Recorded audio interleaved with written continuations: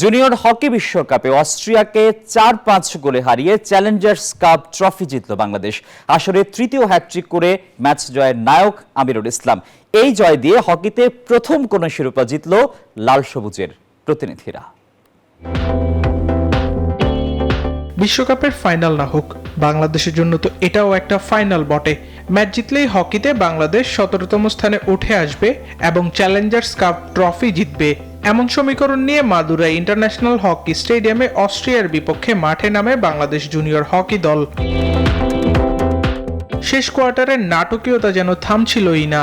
দর্শকদের মনে সংশয় তৈরি হয়েছিল যুবারা কি পারবে অস্ট্রিয়াকে হারাতে। শেষ পর্যন্ত আমিরুলের হ্যাট্রিকে আসে স্বস্তির জয়। খুলে বলো ফ্যান্টাস্টিক নিমো খালাল বিস্কুট খায় সানিও স্ট্যাটাস দিছে ফ্যান্টাস্টিক।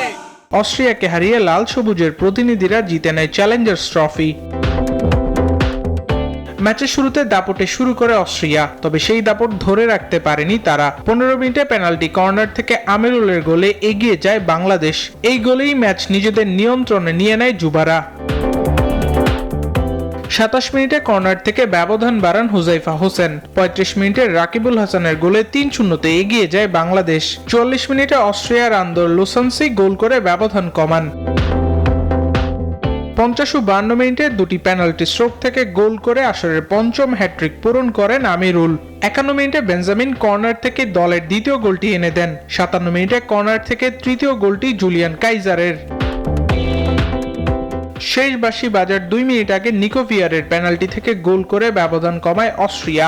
তবে শেষ পর্যন্ত বাংলাদেশের সঙ্গে আর পেরে উঠতে পারেনি দলটি। আবরার আল দাইয়ান, নিউজ 24।